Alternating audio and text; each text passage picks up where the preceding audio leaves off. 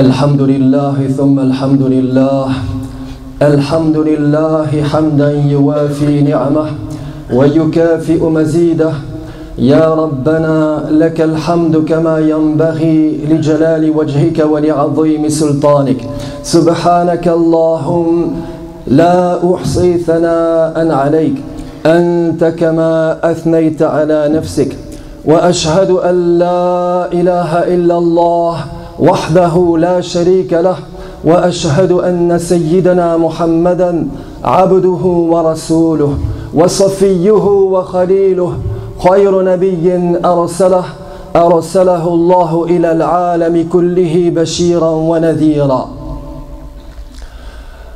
اللهم صل وسلم وبارك على سيدنا محمد صلاة وسلاما دائمين متلازمين إلى يوم الدين وأوصيكم أيها المسلمون ونفسي المذنبة بتقوى الله تعالى أما بعد فيا عباد الله إن كل ما خلقه الله سبحانه وتعالى في هذه الحياة الدنيا ووضعه بين يدي الإنسان إنما أوجده لخيره وأوجده لتحقيق سعادته ورغد عيشه ولكن بشرط أن يستعمل الإنسان هذا الذي أوجده الله له وسخره له وجعله خادما بين يديه بشرط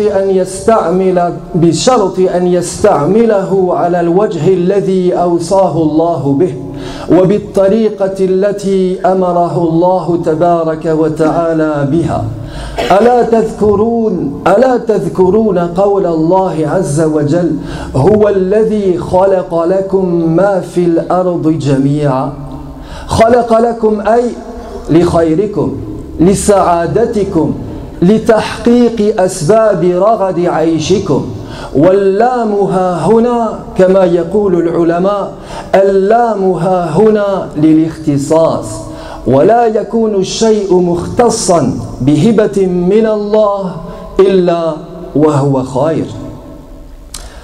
Tout ce que Dieu a créé en ce monde et a mis à disposition de l'homme, Dieu l'a créé pour le bien-être de l'homme, pour son bonheur et pour sa satisfaction. Mais à une condition, que l'homme fasse bon usage des choses que Dieu a créées pour lui et qu'il se conforme strictement à l'emploi que le Seigneur lui demande d'en faire. Le Coran nous dit, c'est Dieu qui a créé pour vous tout ce qui se trouve sur la terre, qui a créé pour vous, c'est-à-dire pour votre bonheur, pour votre bien-être, pour votre satisfaction. فالمفروض في الإنسان المسلم الذي عرف الله تبارك وتعالى وآمن به ثم أصغى إلى بيانه وتوصياته أن يقبل إلى المسخرات التي أوجدها الله عز وجل له طبق النهج الذي رسمه الله له وأن يستعمل ذلك كله طبق التوصيات التي أوصاه الله عز وجل بها فإذا هي جميعا تصبح سلما للرقي به إلى رغد الدنيا قبل رغد الآخرة وإذا هي جميعا تصبح سببا لسعادة الإنسان الدنيوية والأخروية ولكن في الناس اليوم ولعلهم أكثرهم من يستجيبون لرعونات نفوسهم من يستجيبون لأهوائهم في الإقبال على هذه المسخرات التي أوجدها الله عز وجل لهم وبدلا من أن يكونوا آمرين لنفوسهم آمرين لرعونات نفوسهم تكون نفوسهم هي الآمرة لهم وهي القائدة لهم ومن ثم فإن كثيرا من هذا الذي أوجده الله عز وجل سببا لتحقيق السعادة للإنسان والخير له يتحول إلى سبب للشقاء والهلاك وصدق المتنبي الشاعر المتنبي إذ قال تعبيرا عن هذا المعنى كلما أنبت الزمان قناة ركب المرء في القناة السنانا. Il incombe à toute personne qui croit en Dieu et en ses commandements de se servir des choses que le Seigneur a mises à sa disposition ici-bas, conformément à l'usage pour lequel elles ont été créées. Ces choses feront alors son bonheur présent et son bonheur futur, sa félicité dans ce monde et sa félicité dans l'au-delà. Malheureusement, nombreux sont les hommes qui, lorsque Dieu met à leur disposition ces choses de ce monde, se laissent guider par leurs caprices et leurs passions et ne contrôlent plus leurs penchants et leurs envies. C'est alors que les choses de ce monde, qui étaient destinées à faire leur bonheur, le bonheur des hommes, font au contraire leur malheur pour la seule raison qu'ils les utilisent à mauvais escient et en font mauvais usage. وأنا في موقفي هذا إنما أريد أن أتحدث عن واحد من المستحدثات التي لم تكن موجودة في الأزمنة السابقة وإنما عرفها الإنسان اليوم، ألا وهي الأقنية الفضائية وشبكة إنترنت.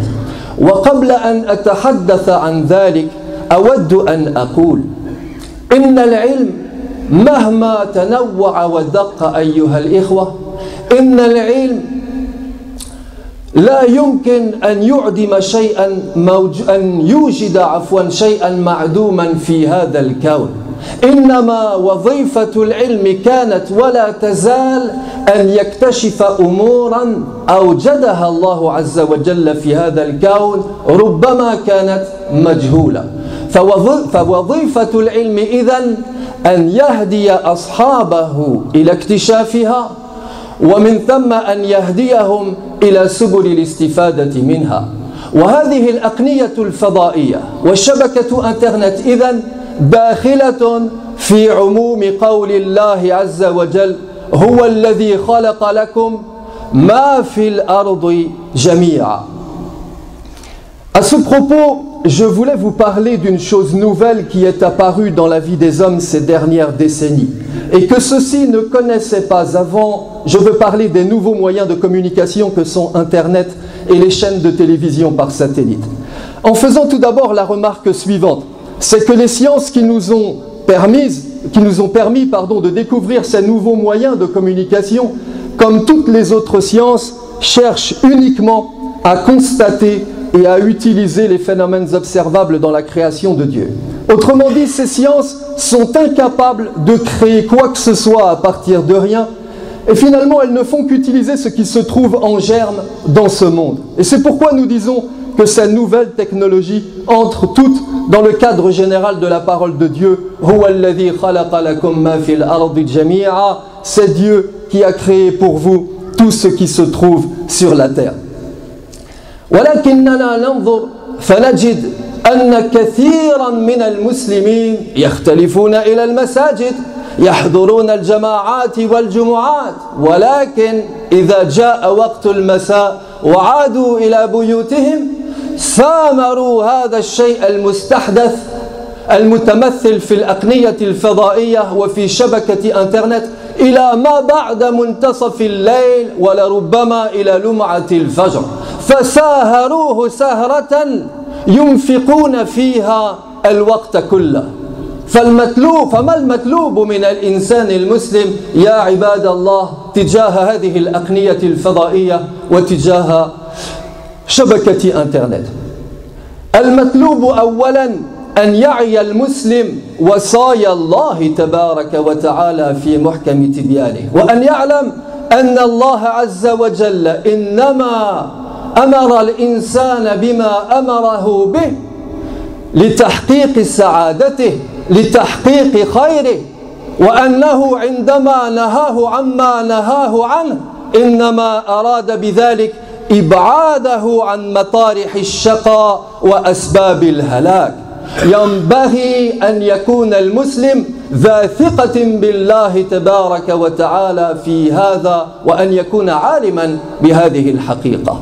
ثم إن على المسلم أن يعي بعد ذلك قول الله عز وجل من عمل صالحا من ذكر أو أنثى وهو مؤمن فلنحيينه حياة طيبة. انظروا يا عباد الله إلى هذه الآية، قارن البيان الإلهي فيها الحياة الطيبة وهي تجمع كل مقومات السعادة، قارن البيان الإلهي الحياة الطيبة بالإيمان والعمل الصالح. ومعنى ذلك أن الحياة الطيبة رهن بهذا النهج، رهن بهذا السلوك، رهن بالإيمان والعمل الصالح. فمن انتهج نهج الله عز وجل والتزم به في الإيمان والعمل الصالح فلا ريب ولا شك أنه سيحيا حياة طيبة في الدنيا والآخرة. ولكن ما أكثر ما نجد اليوم في هذه الأمة أناس لعلهم لا يثقون بقرار الله عز وجل وحكمه القائل لنحيينه حياة طيبة، أو لعل أهواءهم وشهواتهم هي التي تهيمن عليهم. أيا كان الأمر نجد أن هؤلاء يقبلون في الأمسيات إلى الأقنية الفضائية وشبكة أنترنت، يقبلون إليها إقبال الظمآن إلى الماء الملح الأجاج. كلما شرب منه كأسا أغرته بالكأس الثانية فالثالثة فالرابعة إلى أن يتمزق منه الكبد وإلى أن يرمي نفسه في أحضان الشقاء والهلاك. أليس كذلك يا عباد الله؟ Mais revenons à la question plus précise du réseau Internet et des chaînes de télévision par satellite. Et voyons la nature de la relation qu'entretiennent les musulmans avec ces nouvelles technologies. Force est de constater que ce rapport, pour beaucoup d'entre eux, présente un caractère ambigu et équivoque. D'un côté, ces musulmans vont bien dans la mosquée, assistent aux prières en assemblée et font même montre de piété. Mais d'un autre côté, à peine ces gens ont-ils posé le pied chez eux, qu'ils se mettent devant leurs écrans et se gavent de réseaux de communication numérique jusqu'à des heures indues. Je me posais donc la question de savoir ce qu'il en est de ces comportements au regard de la religion. Et pour répondre à cette question, eh bien, je dirais ceci. Tout d'abord, la religion nous demande, mes frères, de nous convaincre que ce que Dieu a ordonné aux hommes dans son livre et dans la sunna de son envoyé, il le leur a ordonné pour leur bien. Et ce qu'il leur a défendu, il l'a fait pour leur éviter tout mal. Ensuite, la religion nous demande de considérer la parole de Dieu dans le Coran. Certes, celui qui fait le bien, homme ou femme, s'il est croyant, nous lui assurerons une vie agréable. Voyez ici, mes frères, comment Dieu fait dépendre l'obtention d'une vie agréable de l'existence de deux conditions. Premièrement, avoir la foi, et deuxièmement, faire le bien.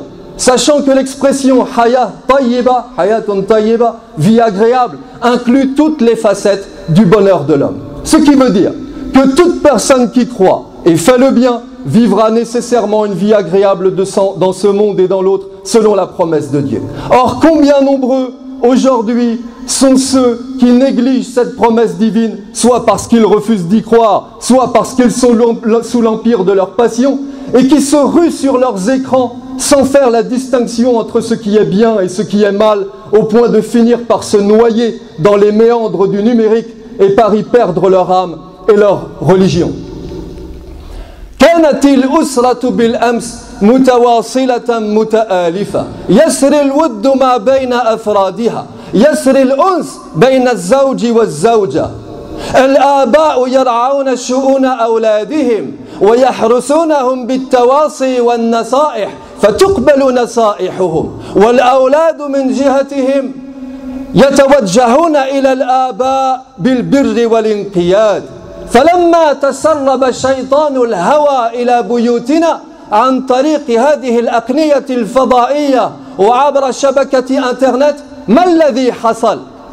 لما تسرب هذا الشيطان إلى بيوتنا يا عباد الله أسكتهم جميعا ليتكلم هو، فانقطعت صلة القربى مما بين أولئك الأفراد. انقطع حبل المؤانسة بين الزوج والزوجة، بردت العلاقة وتحول البرود إلى خصام فإلى طلاق وفراق. وأنا أصف لكم ما كان واقعا يا عباد الله، بل ما يقع كثيرا هذه الأيام، ولعلكم تعلمون جميعا هذا الذي أبينه من تلك الحقيقة. فأين يقع الخطأ يا عباد الله؟ Hier encore, les familles vivaient unies et solidaires de corps et d'esprit. La bonne entente et la concorde régnaient entre les membres du groupe. Les sentiments d'attachement et de respect prédominaient entre l'homme et la femme. Les parents s'occupaient d'éduquer et élever leurs enfants, et les enfants de leur côté observaient fidèlement leurs devoirs filiaux envers leurs parents. Mais aujourd'hui que le démon des passions s'est insinué dans les familles, et notamment par le biais de ces lucarnes ouvertes sur l'univers que sont Internet et les chaînes satellites, que se passe-t-il? Voilà que les familles se disloquent, que la discorde s'installe entre les membres du groupe, que les couples se déchirent, et que les parents délaissent leurs enfants et que les enfants renient leurs parents. أين يقع الخطأ يا عباد الله؟ ما ينبغي أن نتصور أن هذا الشيء المستحدث المتمثل في الأقنية الفضائية وفي شبكة إنترنت شر أرسله الله عز وجل إلينا. لا، كل ما أوجده الله عز وجل في هذا الكون نعمة في حقيقة الأمر، ولكن الله تبارك وتعالى يأمرنا أن نستعمل هذه النعمة على الوجه الذي يبصرنا بها، وأن لا نستعملها بطريقة أخرى، فإذا بالنعمة تنقلب وتتحول إلى نقمة. نافذة سارية إلى بيوتنا اليوم يا عباد الله، بوسعك أن تكون أنت القيم عليها، بوسعك أن تستجيب لأوامر الله تبارك وتعالى فيما خاطبك الله به، تنقي هذه النافذة من الشوائب، تختار منها ما يصلح أمرك، تختار منها ما يكون داخلا في معنى اللهو المباح الذي شرعه الله عز وجل، تختار منها ما يكون عونا لتربية أولادك، تختار منها ما يكون عونا إلى دفعك إلى مزيد من الانضباط بأوامر الله. سبيل ذلك أن تكون أنت الحاكم على نفسك الأمارة بالسوء، وأن لا تدع نفسك الأمارة تكون هي الحاكمة عليك. أين يكمن الخطأ يا عباد الله؟ لا يكمن الخطأ في أمور لا تحصى ولا تعد أوجدها الله عز وجل من حولنا. وصدق الله القائل: هو الذي خلق لكم ما في الأرض جميعا. خلق لكم أي لمصالحكم، ولكن الخطأ يكمن في عدم الانضباط بأوامر الله في هذه الأمور، يكمن في عدم الانصياع لوصايا الله عز وجل فيها. Où se trouve l'erreur, ô serviteurs de Dieu? N'allez pas comprendre que la cause de tous les maux que nous venons d'évoquer à l'instant, n'allez pas comprendre que la cause de tout cela en soit Internet et les chaînes satellites, et que cette technologie constitue en elle-même un mal qu'il faut obligatoirement éradiquer. Non, tout ce que Dieu a créé en ce monde est un bien en soi. Dieu n'a-t-il pas dit: c'est Dieu qui a créé pour vous tout ce qui se trouve sur la terre? Mais ce que veut le Seigneur, c'est que nous fassions bon usage de ces choses et que nous nous conformions strictement à l'emploi qu'il nous a demandé d'en faire. Ces lucarnes ouvertes sur le monde que sont Internet et les chaînes satellites, rien ne t'empêche, mon frère, d'en contrôler les heures d'ouverture et de fermeture dans ta maison. Rien ne t'empêche d'en limiter le champ et l'espace. Choisis les émissions qui conviennent, trie les sites qui sont appropriés, sélectionne les divertissements qui sont licites. L'important, mon frère, étant que tu restes maître de ta personne dans ta relation avec ces nouvelles technologies et que tu ne laisses pas ton âme, par nature tentatrice et instigatrice de mal, prendre empire sur toi et t'imposer ce qu'elle veut à l'écran. لا أريد أن أتحدث عن النتائج الاجتماعية الكثيرة التي تترتب على إقبال الناس على هذا الشيء المستحدث المتمثل في الأقنية الفضائية وشبكة إنترنت. لا أريد أن أتحدث عن أثر ذلك على المجتمع، على الدوائر، على الوظائف، على المهام التي أنيطت بأناس لم يعودوا في كثير من الأحيان يستطيعون أن يؤدوها حق أدائها بسبب تعلقهم، بل بسبب شدة تعلقهم بهذه الأقنية وبهذه الشبكة. وإنما أريد أن أتحدث فقط عن أثر ذلك على الأسرة. كم من بيوت دار فيها رح الشقاء بسبب سوء استعمال الناس بهذه الآلة. كم من بيوت كانت المودة والمحبة سارية فيها بين الزوج والزوجة وآل الأمر في نهاية المطاف إلى فراق وإلى طلاق.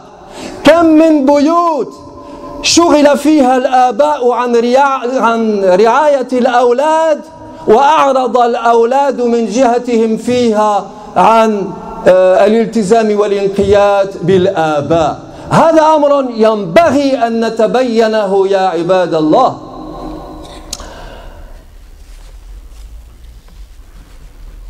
Je ne vous parlerai pas des conséquences sociales désastreuses qui découlent de la mauvaise utilisation d'Internet et des chaînes satellites et des effets néfastes qu'elle peut avoir, cette utilisation néfaste sur l'humanité en son entier. Je me suffirai simplement des effets que ces technologies peuvent avoir sur la famille.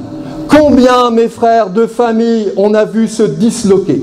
Combien de couples on a vu se séparer? Combien d'enfants ont été abandonnés? Combien de réputations ont été perdues à cause d'une utilisation abusive de ces réseaux et notamment du réseau Internet?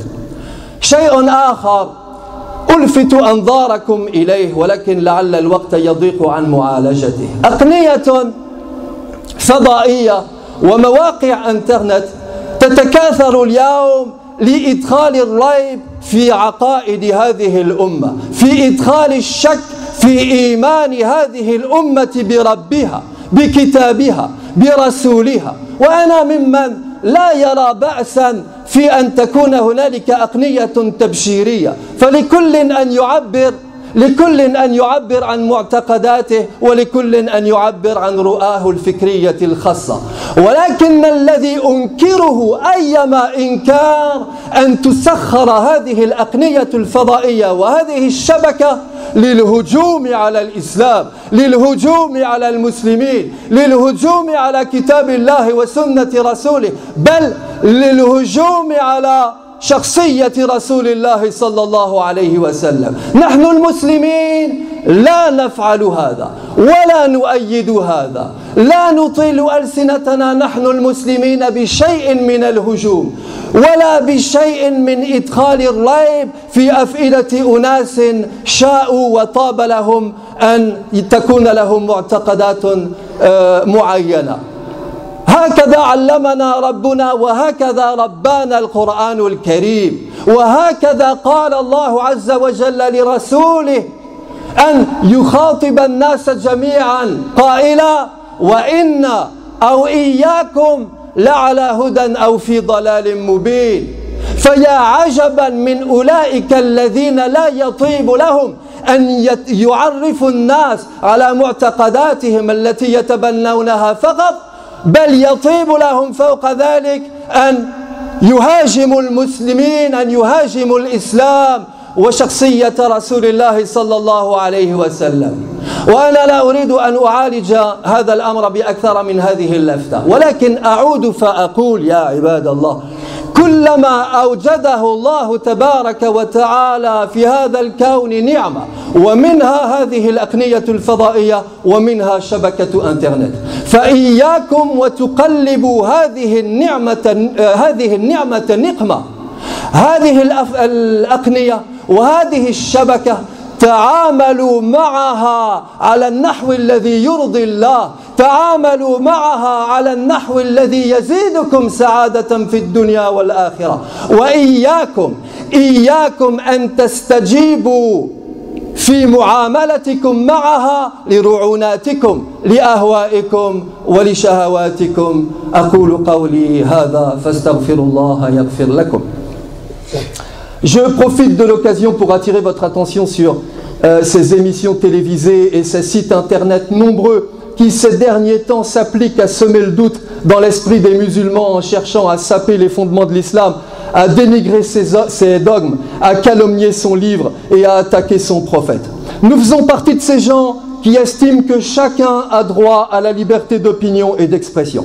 Mais nous estimons aussi que la liberté d'expression implique une responsabilité, laquelle responsabilité est une revendication logique des conséquences de la liberté. C'est pourquoi, à nos yeux, la liberté d'expression consiste d'abord à pouvoir dire tout ce qui ne nuit pas à autrui. Or, la communauté musulmane est aujourd'hui inquiétée, est aujourd'hui attaquée pour ses convictions et ses certitudes par des propos nuisibles, calomnieux et irresponsables.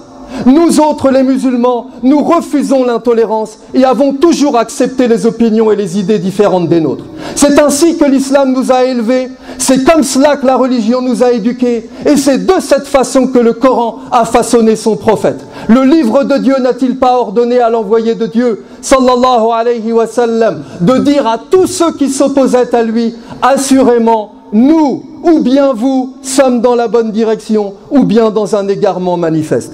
C'est pourquoi nous ne comprenons pas l'attitude de ces gens qui, plutôt que de se suffire de prêcher leurs idées à qui veut les entendre, ce qui en soi est légitime au regard de l'islam, s'attachent en plus de cela à attaquer la réputation des musulmans, tentent de les discréditer et cherchent à porter atteinte à leur honneur et à celui de leur religion. Je le redis une fois encore, mes frères, Internet n'est ni bon ni mauvais. Mais c'est l'utilisation qu'on en fait qui détermine son caractère utile ou nuisible. À nous de nous conduire en être responsables face à ces nouvelles technologies et à rester maîtres de notre personne dans notre relation avec elles. Fastaghfirullah yaghfir lakum.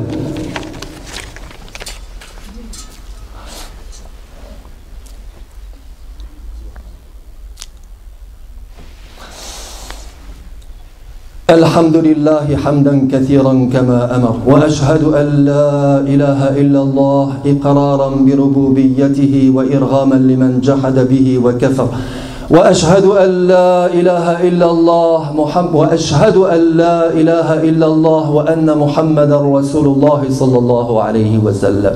عباد الله اتقوا الله فيما أمر وانتهوا عما نهى عنه وزجر وأخرجوا حب الدنيا من قلوبكم فإنه إذا استولى أسر.